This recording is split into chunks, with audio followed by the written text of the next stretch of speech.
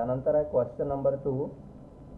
The following figures are extracted from the books of Padma Bank Limited as at 31st March 2020. You are required to prepare profit and loss account with necessary schedules. Padma bank लिमिटेडचे 31 मार्च 2020चे काही balances दिलेले आहेत, त्याच्या पुस्तकातून घेतलेले. आणि आपल्याला सांगितलं आहे prepare profit and loss account with necessary schedule. Profit and loss account तयार करा विथ नेसेसरी शेड्यूल. जे आवश्यक शेड्यूल आहेत ते सुद्धा प्रॉफिट अँड लॉस अकाउंटसोबत तयार करा. कारण जोपर्यंत आवश्यक शेड्यूल तयार करणार नाही तोपर्यंत प्रॉफिट अँड लॉस अकाउंट तयार करता येणार नाही. तर जे शेड्यूल आहेत ते आपल्याला तयार करायचे आहेत. यामध्ये पहिलं पद दिलेलं आहे interest on loan. Interest on loan म्हणजे कर्जावरील व्याज. जे कर्ज बँकेनं घेतलेलं आहे त्या कर्जावरील व्याज. हे कर्जावरील जे व्याज आहे ते शेड्यूल नंबर 14 मध्ये दाखवलं जाते. शेड्यूल नंबर 13 मध्ये इंटरेस्ट अर्न म्हणजे जे कर्ज कंपनीनं दिलेलं आहे लोकांना. इंटरेस्ट ऑन लोन म्हणजे कर्जावरील व्याज. बँकेने लोकांना जे काही कर्ज दिलं असेल त्या कर्जावरील व्याज आहे आणि हे व्याज बँकेला प्राप्त होते, रिसिव्ड होते, आणि म्हणून ते शेड्यूल नंबर 14 मध्ये दाखवलं जाते. त्यानंतर आहे इंटरेस्ट ऑन कॅश क्रेडिट.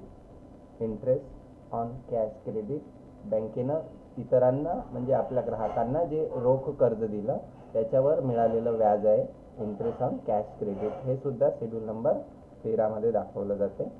त्यानंतर आहे इंटरेस्ट ऑन ओव्हरड्राफ्ट.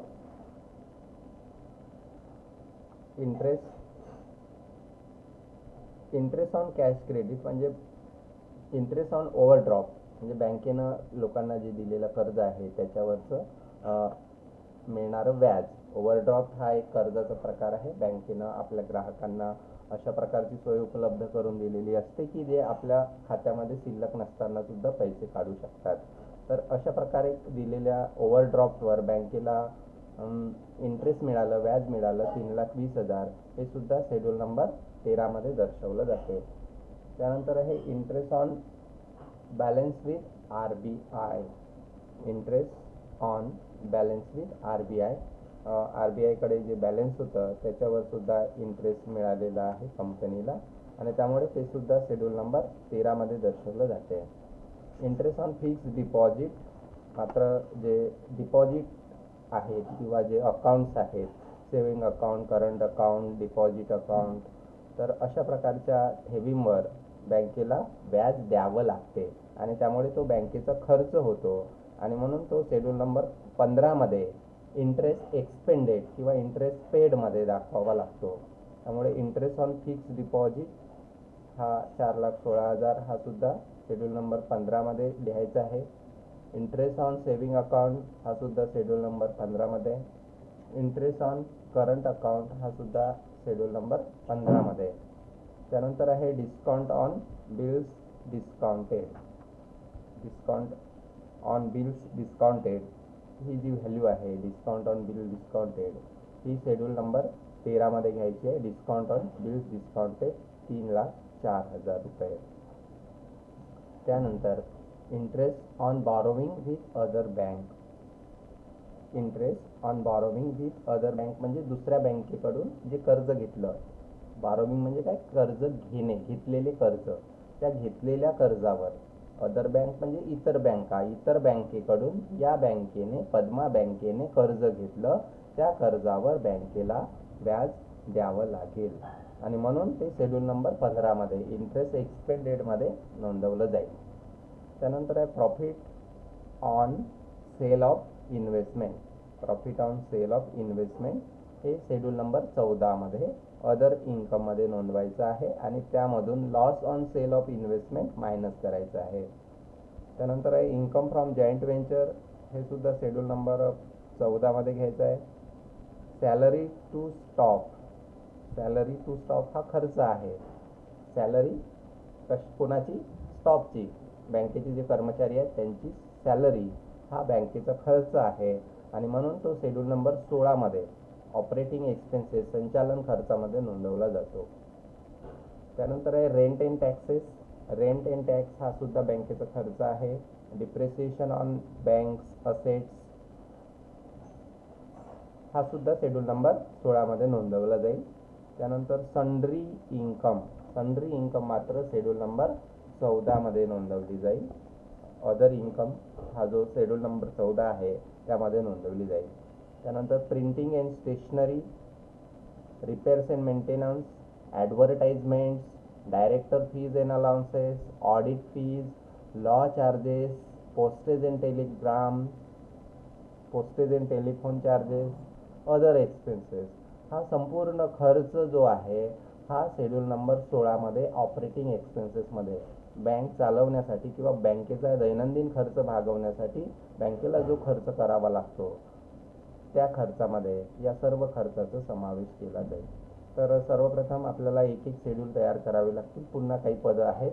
यामध्ये dividend received from joint stock company हे सुद्धा बँकेचं उत्पन्न आहे. डिव्हिडंड रिसिव्ड, लाभांश काय झालं? प्राप्त झालं, मिळालं. कुणाकडून? From joint stock company, joint stock कंपनीकडून लाभांश मिळालं. किती मिळालं? 40,000 रुपये. तर हे सुद्धा इन्कमचं पद आहे, उत्पन्नाचं पद आहे बँकेच्या आणि त्यामुळे हे सुद्धा शेड्यूल नंबर 14 मध्ये नोंदवलं जाईल अदर इन्कममध्ये. त्यानंतर income from investment, income from investment हे सुद्धा शेड्यूल नंबर 14 मध्ये नोंदवलं जाईल 10,000 रुपये. त्यानंतर आहे प्रॉफिट ऑन 1/4/2019 हा दिलेला आहे 1,92,000 रुपये. प्रॉफिट ऑन 1/4/2019 म्हणजे हा प्रिव्हियस इयरचा प्रॉफिट दिलेला आहे. 1/4/2019चा प्रॉफिट दिलेला आहे 1,92,000 रुपये. त्यानंतर ॲडजस्टमेंट्स दिलेले आहेत. हा जो प्रॉफिट आहे हा प्रॉफिट अँड लॉस अकाउंटच्या मेन फॉर्मॅटमध्ये दाखवायचा आहे. 1,92,000 प्रिव्हियस इयरचा जो प्रॉफिट दिलेला आहे तो प्रॉफिट अँड लॉस अकाउंटच्या मुख्य फॉर्मॅटमध्ये दाखवायचा आहे. त्यानंतर ॲडजस्टमेंट दिलेले आहेत. Write off ₹30,400 for bad and doubtful debts, बुडीत आणि संशयित कर्जासाठी ही प्रोव्हिजन दिलेली आहे. 30,400 रुपये काय करायचे आहेत? राईट ऑफ करायचे आहे. तेवढी व्हॅल्यू डेप्टर्समधून मायनस करायची आहे, परंतु या ठिकाणी बॅलन्स शीट तयार करायची नाही आहे. त्यानंतर म्हणून याचा जो इफेक्ट आहे हा प्रोव्हिजन अँड कंटिन्जन्सी, त्याला शेड्यूल नंबर दिलेला नाही आहे, परंतु तशा प्रकारचं शेड्यूलसारखंच एक प्रोव्हिजन अँड कंटिन्जन्सी तयार करायचं आहे आणि त्यामध्ये याची नोंद करायची आहे बॅड अँड डाउटफुल डेब्ट्स. त्यानंतर दुसरा आहे rebate on bills discounted is to be provided for 32,000. Rebate on bills discounted आहे, त्यामुळे याची नोंद करायची शेड्यूल नंबर 13 मध्ये. डिस्काउंट ऑन बिल डिस्काउंटेडमधून ते पद मायनस करायचं आहे. रिबेट ऑन बिल्स डिस्काउंटेड 32,000 रुपये. तर अशा पद्धतीने या हे जे सर्वप्रथम प्रॉब्लेम पाहिल्यानंतर पदं लक्षात घ्यायची आहेत की त्या कोणत्या पदाची कोणत्या शेड्यूलमध्ये नोंद होते.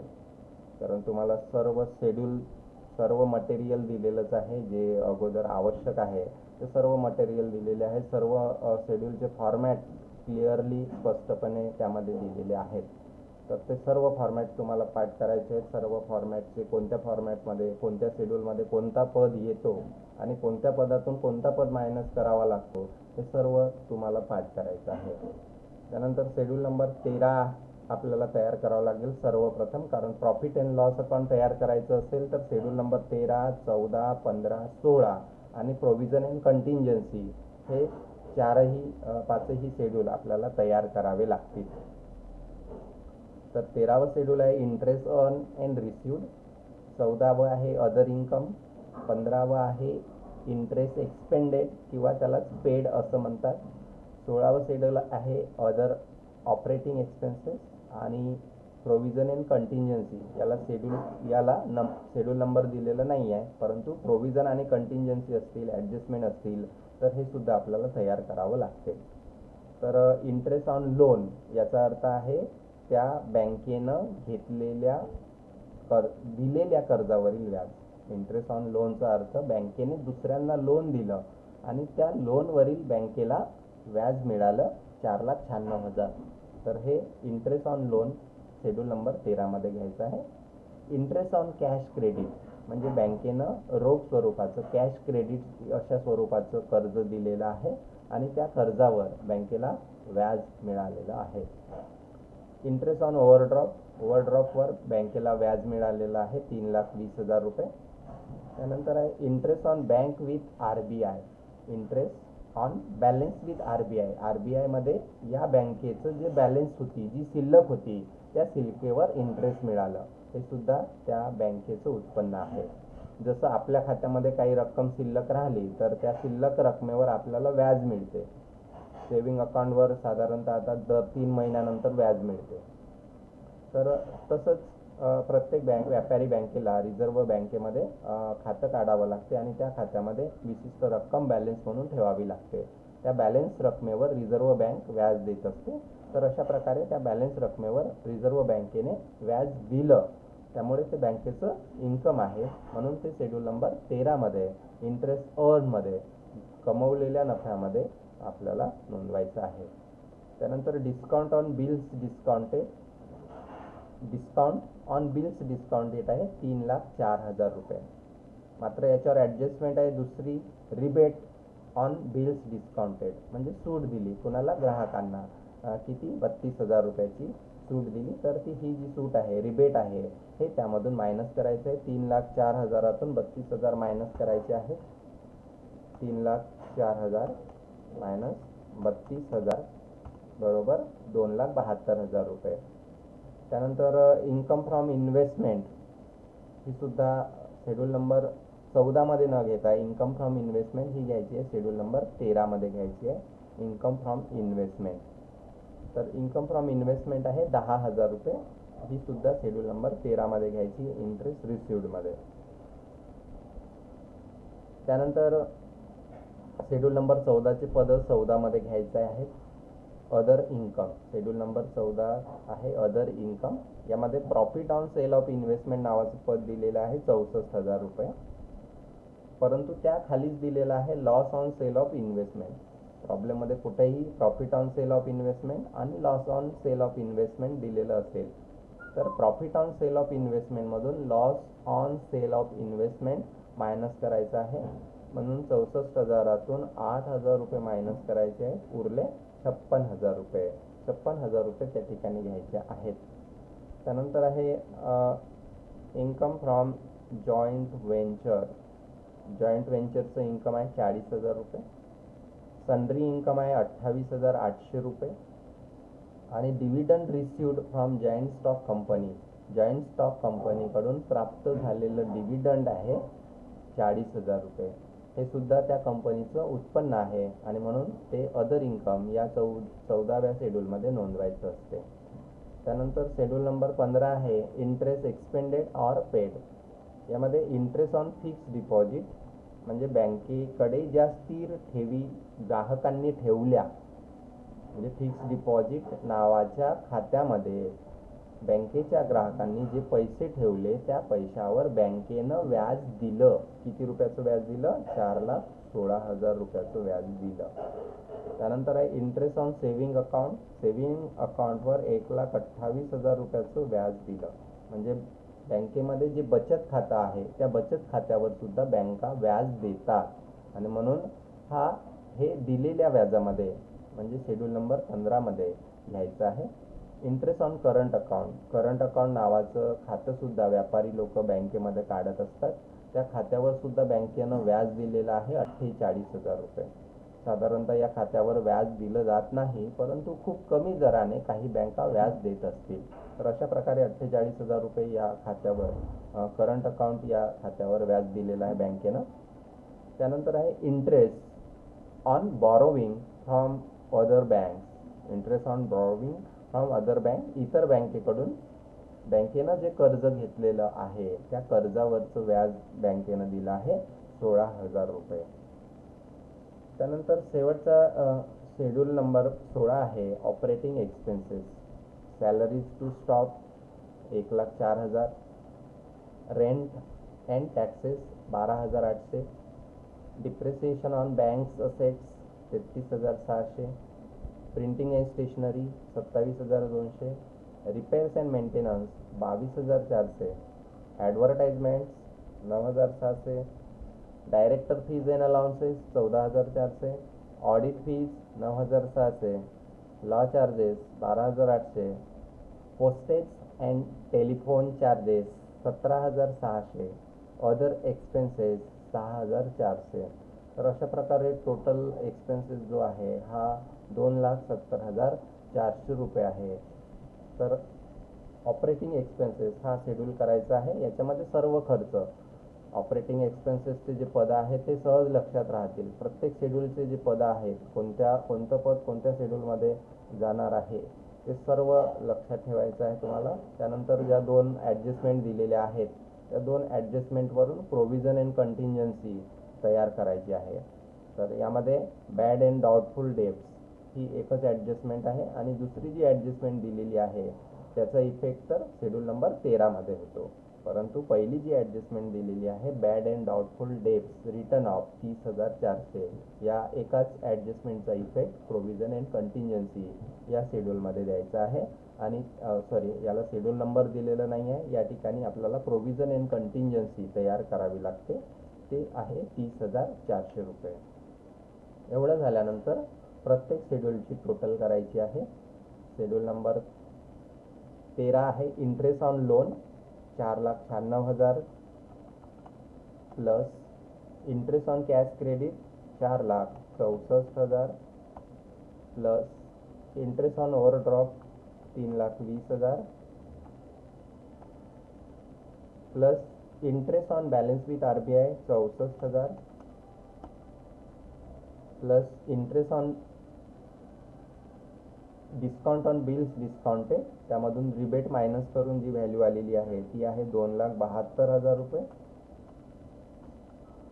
आणि इन्कम फ्रॉम इन्व्हेस्टमेंट आहे 10,000 रुपये. अशा प्रकारे टोटल व्हॅल्यू होते 16,26,000 रुपये. तर 16,26,000 रुपये ही जी व्हॅल्यू आहे ही प्रॉफिट अँड लॉस अकाउंटच्या मुख्य फॉर्मॅटमध्ये Padma bank limited profit and loss account for the year ended 31 March 2020. पहिला कॉलम पर्टिक्युलरचा करायचा आहे, नंतर शेड्यूल नंबर आणि नंतर अमाऊंट लिहायची आहे. तर पहिलं जे पद घ्यायचं आहे प्रॉफिट अँड लॉस अकाउंटमध्ये ते म्हणजे इन्कम. इन्कम हे हेड घ्यायचं आहे आणि त्या हेड अंतर्गत इंटरेस्ट अर्न शेड्यूल नंबर 13 आणि त्याची जी टोटल केली आपण 16,26,000 रुपये ती या ठिकाणी घ्यायची आहे. त्यानंतर दुसरं जे पद आहे अदर इन्कम. अदर इन्कमची टोटल किती आहे ते पाहू आपण. अदर इन्कम हा आहे schedule number 14. Schedule number 14 is other income. यामध्ये profit on sale of investment आहे 64,000 रुपये. त्यामधून loss on sale of investment 8,000 रुपये मायनस करायचे आहे. उरलेली व्हॅल्यू आहे 56,000. त्यानंतर इन्कम फ्रॉम जॉईंट व्हेंचर आहे 40,000. 56,000 प्लस 40,000. सन्ड्री इन्कम 28,800 आणि dividend received from joint stock company आहे 40,000 रुपये. टोटल होते 1,64,800 रुपये. ही झाली अदर इन्कम या शेड्यूलची टोटल. ती प्रॉफिट अँड लॉस अकाउंटच्या मुख्य फॉर्मॅटमध्ये घ्यायची आहे. या ठिकाणी इन्कम या हेड अंतर्गत दुसरं जे पद आपण दाखवलं आहे अदर इन्कम शेड्यूल नंबर 14 याची टोटल घ्यायची आहे 1,64,800 रुपये या ठिकाणी टोटल लिहायची आहे. त्यानंतर एक्सपेंडिचरचे या दोघांची टोटल करायची आहे 16,26,000 प्लस 1,64,000. 16,26,000 प्लस 1,64,000 टोटल होते 17,90,800 रुपये. ही टोटल या ठिकाणी लिहून घ्यायची दोन्ही पदाची शेड्यूल नंबर 13ची आणि शेड्यूल नंबर 14ची. किती टोटल आली 17,90,800 रुपये. ही टोटल लिहिल्यानंतर दुसरं हेड लिहायचं एक्सपेंडिचरचं. एक्सपेंडिचरचं हेड लिहायचं त्यामध्ये interest expended schedule number 15, operating expenses schedule number 16 आणि प्रोव्हिजन अँड कंटिंजन्सी याला काही नंबर दिलेला नाही आहे. तर 15व्या शेड्यूलची टोटल करून पाहू किती येते ते. 15वं शेड्यूल आहे interest expanded or paid. Interest on fix deposit आहे 4,16,000 रुपये. इंटरेस्ट ऑन सेविंग अकाउंट आहे 1,28,000. इंटरेस्ट ऑन करंट अकाउंट आहे 48,000. आणि interest on borrowing from other banks आहे 16,000. टोटल होते 6,08,000 रुपये.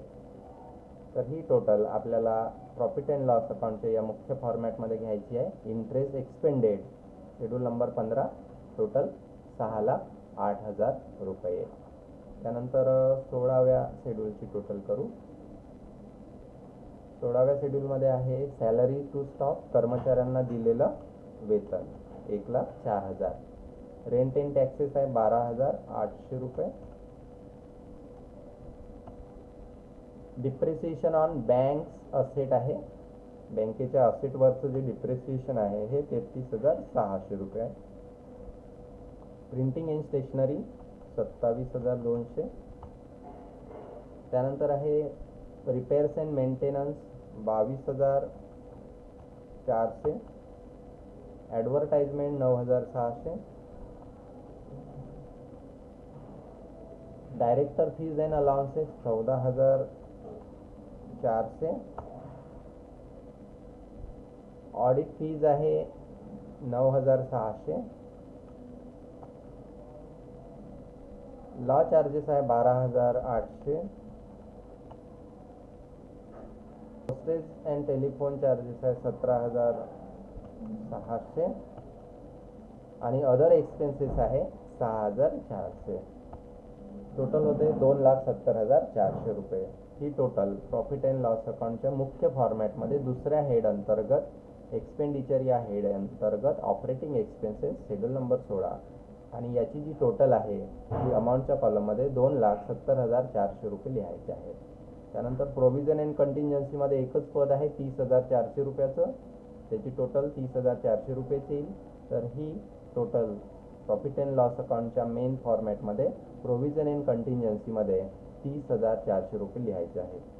त्यानंतर एक्सपेंडिचरमध्ये जे 3 पदं घेतली आपण, इंटरेस्ट एक्सपेंडेड आहे 6,08,000 प्लस 2,70,400 प्लस प्रोव्हिजन अँड कंटिन्जन्सीचे 30,400. अशा तीनही पदाची टोटल करायची आहे. ही टोटल येईल 9,08,800 रुपये. एवढं कॅल्क्युलेशन झाल्यानंतर तिसरं हेड घ्यायचं प्रॉफिट अँड लॉस अकाउंटमध्ये. तिसरं हेड घ्यायचं प्रॉफिट ऑर लॉस. त्यामध्ये पहिलं पद घ्यायचं net profit for the year. हा नेट प्रॉफिट कसं काढायचं, इन्कम या हेड अंतर्गत जी टोटल आली आहे 17,90,800 रुपये मायनस दुसऱ्या हेडची टोटल मायनस करायची आहे. दुसऱ्या हेडची टोटल आहे 9,08,800 रुपये मायनस 9,08,800 रुपये. म्हणजेच बॅलन्स येईल 8,82,000 रुपये.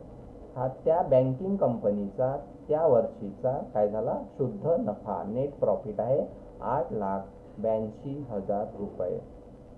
त्यानंतर बॅलन्सेसमध्ये मागच्या वर्षीचा प्रॉफिट दिलेला आहे प्रिव्हियस इयरचा. बॅलन्सेसमध्ये शेवटचं पद आहे की शेवटचंच पद आहे प्रॉफिट ऑन 1/4/2019 1,92,000 रुपये. तर त्या ठिकाणी या ठिकाणी हा मागच्या वर्षीचा प्रॉफिट घ्यायचा आहे. प्रॉफिट ब्रॉड फॉरवर्ड केला मागच्या वर्षीचा, यावर्षी फॉरवर्ड केला आहे. ब्रॅकेटमध्ये लिहिलं पण आहे प्रिव्हियस इयरचा म्हणून 1,92,000 रुपये आहे. त्यानंतर करंट इयरचा प्रॉफिट 8,82,000 रुपये आणि प्रिव्हियस इयरचा जो प्रॉफिट प्रॉब्लेममध्ये दिलेला आहे 1,92,000 रुपये. या दोघांची बेरीज करायची आहे. दोघांची बेरीज येईल 10,74,000 रुपये. ही टोटल केल्यानंतर चौथं हेड घ्यायचं ॲप्रोप्रिएशनचं.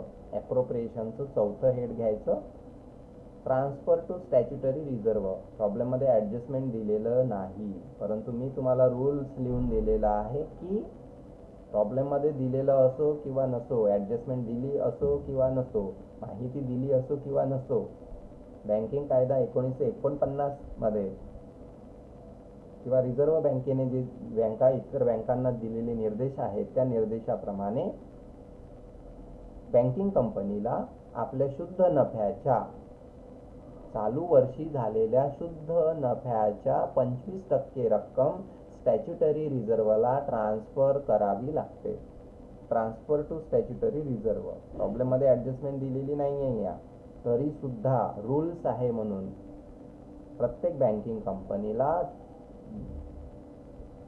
चालू वर्षामध्ये करंट इयरमध्ये झालेल्या शुद्ध नफ्याच्या नेट प्रॉफिटच्या 25% रक्कम स्टॅच्युटरी रिझर्व्हला ट्रान्सफर करावी लागते.